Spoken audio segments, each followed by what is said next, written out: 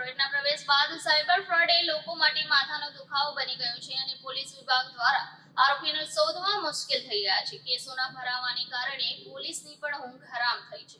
ત્યારે નવસારી શહેરના જલાલપુર વિસ્તારની શિવ પાર્વતી સોસાયટી દ્વારા જિલ્લા પોલીસ વડાની આગેવાનીમાં ગણેશ ચતુર્થી મહોત્સવ દરમિયાન સાયબર ફ્રોડ જાગૃતિ સેમિનાર યોજવામાં આવ્યો હતો, જેમાં મહિલાઓ મોટી સંખ્યામાં ઉપસ્થિત રહી હતી।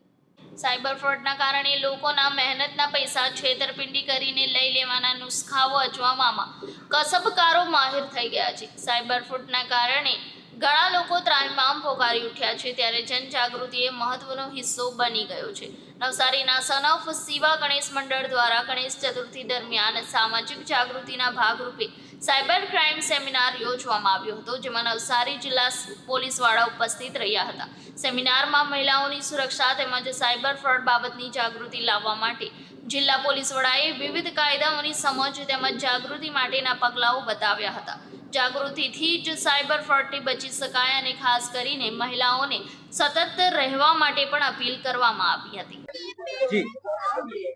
નમસ્કાર, મારું નામ નીલમ હળપતિ, હું શિવ પાર્વતી કૃપા સોસાયટીમાં રહું। આજે અમારા ગણપતિના કાર્યક્રમની અંદર અમારા જે મંડળના સભ્યો છે એમણે સાયબર ક્રાઇમ વિશે માહિતી આપવા માટે જિલ્લા પોલીસ વડાને બોલાવ્યા હતા। અગ્રવાલ સાહેબ અમને ખૂબ જ સરસ માહિતી આપી, જેથી જે સાયબર ક્રાઇમ વર્તમાન સમયમાં જે થઈ રહ્યો છે એનાથી બચાવ થઈ શકે।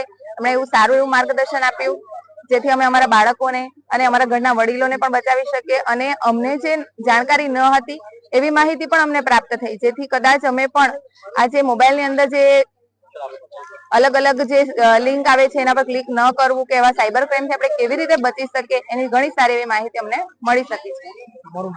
મારું નામ નીલમ હળપતિ।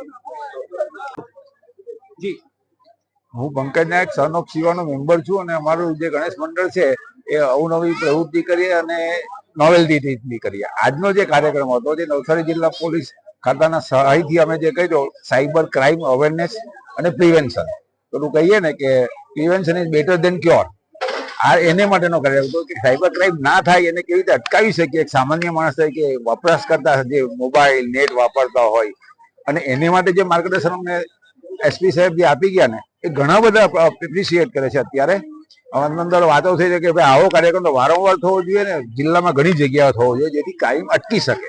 ક્રાઇમ થયા પછી તો પોલીસ ખાતું છે, અટકાવવાની જવાબદારી આપણી નાગરિકોની છે, એમાં આપણે મદદરૂપ થઈ કે એ માટેની જે માહિતી આપીને એ સૌથી સુંદર હતી અમારી।